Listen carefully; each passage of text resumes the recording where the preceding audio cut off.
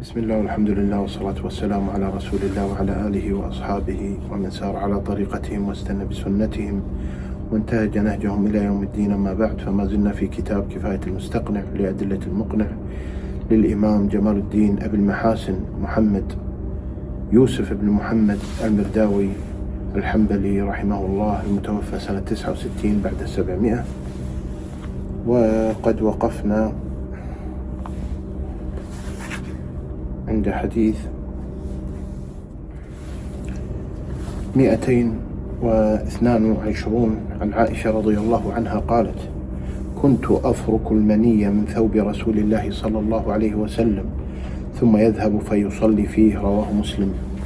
فإذا بينت أم المؤمنين رضي الله عنها أنها كانت تفرك المني من ثوبه صلى الله عليه وسلم، يعني يذهب فيصلي فيه، وذلك من رواية مسلم. وهذا يعني فيه دليل على أن إزالة المني إذا أصاب الثوب لا بد من إزالته،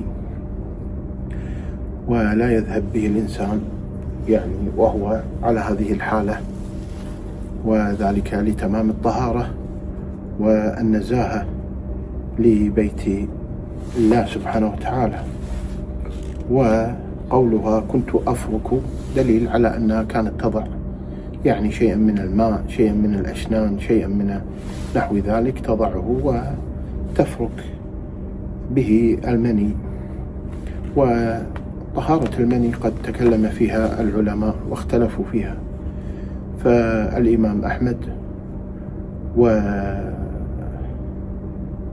والشافعي رحمه الله يرون أنها يعني طاهر من المني طاهر، والإمام مالك رحمه الله فإنه يرى كل ما يخرج من السبيلين فهو نجس. ويعني عللوا الحديث الذي سيأتي بأقوال أخرى. يقول المؤلف: ولأحمد بإسناد صحيح: كان النبي صلى الله عليه وسلم يسلت المني من ثوبه بعرق الإذخر ثم يصلي فيه. كان النبي صلى الله عليه وسلم بنفسه يسلت ذلك يعني المني إذا أصاب الثوب بعرق، يعني بشيء مثل العود أو نحو ذلك من الإذخر، يزيله ويعني يبعده عن الثوب ثم يذهب ويصلي. ولم يذكر في هذا الحديث أنه يعني قد غسله، أخرجه أحمد. وقد تقدم حديث سهل بن حنيف المذي في باب نواقض الوضوء، وتقدم حديث ابن عمر في سباع البهائم في كتاب الطهارة. فإذا قضية المني يعني هناك روايات أخرى لم يذكرها المؤلف هنا بأنها كانت يعني تفركه أو تحكه بظفرها، فذلك قالوا العلماء إذا يبس فإنه يحك ولا يحتاج إلى غسل. وقد تأول العلماء قضية الغسل والفرك بأنه ذلك يعني لا يكون فقط بالحك، ولكن معه يعني الغسل والتنظيف، فيكون ذلك بنظافة تامة. هذا يعني رأي المالكية ورأي الأحناف. أما رأي الحنابلة والشافعية بأن ذلك يعني طاهر، وإنما يزال للنزاهة والنظافة، ولا يتكلف فيه مثل البول بأنه يغسل ولا بد من إزالة العين ونحو ذلك، ولكنه يعني يزال وليس من نجاسة. وقالوا العلماء أيضا أنه يعني لم ينص بنجاسة المني، لم ينص بذلك، ولو كان يعني نجس لا بين النبي صلى الله عليه وسلم ذلك. فما يعني ثبت من فعله صلى الله عليه وسلم دون أمر يرى العلماء أنه سنة. ما كان من فعله صلى الله عليه وسلم دون أمر وعزم فيرون العلماء أنه سنة. أما إذا كان من فعله صلى الله عليه وسلم يرون أنه على الاستحباب وعلى يعني الطهارة كحال المني، والله أعلم. 223 عن أبي قتادة رضي الله عنه في حديث له في الهر أن رسول الله صلى الله عليه وسلم قال: إنها ليست بنجس، إنها من الطوافين عليكم والطوافات. رواه مالك والخمسة وابن خزيمة وابن حبان وصححه الترمذي وضعفه ابن منده. إذا ابن منده يضعف الحديث، ولكن الحديث يعني قد صححه جملة من العلماء وأخذوا به، وقد ذكر الدارقطني رحمه الله في سننه منه، وذكر أن عائشة روت ذلك من فعله صلى الله عليه وسلم أيضا، ولعله يعني لا يثبت، ولكن ما ثبت عن أبي قتادة حين يعني رأته ابنة أخيه وهو يصغي لها الإناء حين طلب منها يعني الطهور، فأصغى للهر فتعجبت فقالت: أتعجبين ابنة أخي؟ فإني قد سمعت رسول الله صلى الله عليه وسلم يقول إنها من الطوافين عليكم الطوافات، أي الهرة ليست بنجس، بل هي طاهرة تمر وتشرب من الماء، وسؤرها لا يضر وليست فيه نجاسة كالكلب أجلكم الله. وقال العلماء: هل يقاس عليه ما يطوف على البيوت من نحو الهرة فدون ذلك؟ فقد قاس بعض العلماء أن ما يطوف حول البيوت ولم ينص بنجاسته فإنه يكون حاله كحال الهرة بالطواف، وبعضهم قال لا، بل المنصوص عليه نقف عنده، فالنبي صلى الله عليه وسلم نص على الهرة ونقف على ما قال صلى الله عليه وسلم، والله أعلم. باب الحيض. والحيض هو الدم الفاسد الذي يكون على رحم المرأة من داخل الرحم، وثم خلال الشهر، ثم يكون الهدم في أسبوع إلى 10 أيام بالكثير على حسب ما قال العلماء، وهو دم يخرج من المرأة من رحمها، يقولون أسود ثخين له رائحة تعرفه النساء، وذلك من عادتهن. هذا الحيض إذا جاء المرأة فإنه لا يجوز لها الصلاة ولا الصيام ولا قراءة القرآن، ولكن حين تطهر فإنها تعيد الصيام ولا تعيد الصلاة، وذلك رخصة من الله سبحانه وتعالى لضعف النساء وأحوالهن التي تختلف عن أحوال الرجال. 224 عن أبي سعيد رضي الله عنه في حديث له أن رسول الله صلى الله عليه وسلم قال للنساء: أليس شهادة المرأة مثل نصف شهادة الرجل؟ المرأة فرجل وامرأتان في الشهادة، فالرجل بمقابل الامرأتين، فقال لها: أليس شهادة المرأة مثل نصف شهادة الرجل؟ قلنا: بلى. قال: فذلك من نقصان عقلها. أليس إذا حاضت لم تصم ولم تصلي؟ قلنا: بلى. قال: فذلك من نقصان دينها. مختصر من البخاري. فإذا يبين صلى الله عليه وسلم أن بسبب الشهادة بأن الرجل المرأتان تعدل الرجل الواحد، فهذا دليل على نقصان العقل، ولذلك قالوا لأنها تنسى أو تغلبها العاطفة ونحو ذلك، فالنقصان لا يكون سبة أو عيبة في النساء، فهذا لم يرد به النبي صلى الله عليه وسلم ذلك، بل بين أنها لأحوالها ولعاطفتها ولضعفها، فإن الرجل يعدل امرأتان في الشهادة. وأيضا كذلك من نقصان الدين، المراد بنقصان الدين أنها تحيض، وحين تحيض فإنها لا تصلي وتمتنع عن عبادات كثيرة، منها الصيام، منها قراءة القرآن ونحو ذلك، وهذا من نقصان الدين، لأنها لا تفعل شيء فيه قرب إلى الله إلا أمور الصدقات ونحو ذلك. وبعضهم أجاز لها الذكر دون قراءة القرآن ودون الآية بالذكر الذي لا يوجد فيه آيات من الاستغفار ونحو ذلك.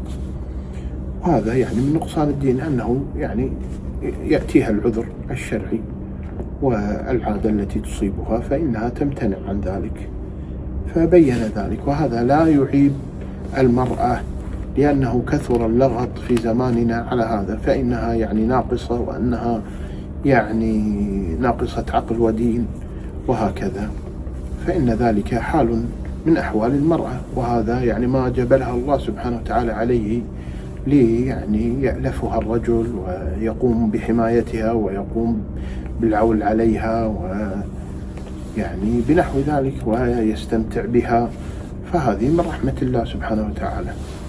وقد خلقها الله سبحانه وتعالى من ضلع آدم عليه السلام، فآدم هو السابق وحواء مسبوقة بعده، أتت وخلقت من ضلعه. فإذا الله سبحانه وتعالى آنس الرجال بالنساء، ولله الحمد والمنة.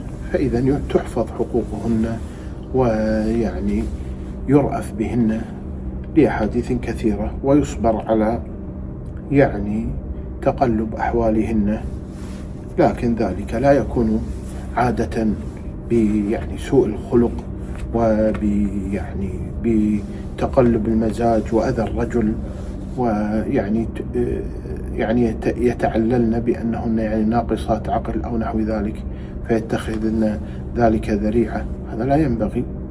فإن إبراهيم عليه السلام حين مر على إسماعيل، فحين وجد يعني من زوجته أنها لا تحسن الكلام ولا تحسن يعني حقوق الزوج، فقال بدل عتبة دارك، أو كما قال عليه السلام. فإن المرأة يعني وإن كان هذه أحوالها، ولكن تتقي الله في بعلها ويعني وتعامله المعاملة الحسنة، وتقوم بواجباتها نحوه، وتعينه على نوائب الدهر وتصبر عليه وتسريه ويعني تسعده، وهو بالمقابل يقدم لها ما أمره الله سبحانه وتعالى. فإن الرجل غالبا يعني يغلب بالعاطفة وبحسن الكلام وبالطيب واللين، والله أعلم. 225 ورواه مسلم من حديث ابن عمر، وإشار إلى حديث أبي سعيد. 226 عن معاذ قالت سألت عائشة رضي الله عنها فقلت ما بال الحائض تقضي الصوم ولا تقضي الصلاة؟ معاذ تسأل تقول يعني لماذا تقضي المرأة الصيام ولا تقضي الصلاة؟ تسأل عائشة رضي الله عنها، وعائشة فقيهة من فقهاء الأمة، وقد تعلمت في بيت رسول الله صلى الله عليه وسلم، وتسأل وتجيب، ويسألها الرجال قبل النساء، وتفتيهم بعلمها رضي الله عنها وأرضاها. فقالت أحرورية أنت؟ لماذا قالت أحرورية؟ لأن قيل أن ذلك المكان قريب من العراق، وكان يجتمع فيه يعني المتشددون من الخوارج ونحو ذلك، فكانت لهم مسائل في الشدة، ويعني أرادت أن يعني تتأكد منها، أنت من هذه المنطقة حتى تعترضين؟ أو لأن هذا السؤال يعني عادة الصحابة بأنه إذا جاءهم الأمر يسلمون، ولا يعني يضربون لأقوال النبي وأوامره الأمثال. فقالت لها أحرورية أنت؟ فقلت لست بحرورية، يعني استنكرت، قالت أنا لست بحرورية، أنا لست متشددة، ولكني أسأل فقط، سؤال جاء على بالي وأردت أن يعني أستفسر. قالت كان يصيبنا ذلك فنؤمر بقضاء الصوم ولا نؤمر بقضاء الصلاة، متفق عليه ولفظه لمسلم. وفي رواية له كانت إحدانا تحيض على عهد رسول الله صلى الله عليه وسلم فلا تؤمر بقضاء. إذن هذه الروايتين تبين أن الأوامر إذا جاءت من الله ومن الرسول صلى الله عليه وسلم لا نسأل لماذا وكيف. ويعني ابتلوا بعض الناس دائما يريدون معرفة الحكمة، ولماذا كذا، ولماذا أمرنا الله سبحانه وتعالى بكذا. يعني هذا يعني من التشدد ومن التنطع، ويعني لا ينبغي. فإن الأمر إذا جاءك من الله سبحانه وتعالى ومن رسوله صلى الله عليه وسلم فتسلم تسليما، يسلم الإنسان تسليما، لا يبحث ويشقق عن الحكم ولماذا وكيف، بل فلا وربك لا يؤمنون حتى يحكموك فيما شجر بينهم ثم لا يجدوا في أنفسهم حرجا مما قضيت ويسلموا تسليما. هذا قول الله سبحانه وتعالى، يسلم تسليما، أكد الله، ويسلم تسليما. نبي يقضي لنا بالأوامر وبالنواهي، ويأمرنا الله سبحانه وتعالى في كتابه، نسلم تسليما. إذا بدت لنا الحكمة فالحمد لله، لم تبد لنا فإذا على العين والرأس. إذا صح الحديث وإذا يعني كانت الآية محكمة وظاهرة وواضحة نسلم لها ونعمل على ما نؤمر به. هذا فعل الصحابة رضي الله عنهم وأرضاهم. ولهذا بيّنت عائشة: كنا نؤمر بكذا ولا نؤمر بكذا، نؤمر بقضاء الصيام ولا نؤمر بقضاء الصلاة. خلاص، هذا أمر نعلم أن هذا من الله، هو الملك سبحانه وتعالى، هو يأمر بما يشاء ونحن عبيده، والعبد يفعل ما يؤمر به. أرأيت عبدا يقول لسيده: لماذا أمرتني مثلا بغسل كذا أو بفعل كذا؟ فهو ينفذ. فأيضا نحن عبيد لله سبحانه وتعالى، ننفذ ولا يعني نعترض ولا نشقق. والله أعلم.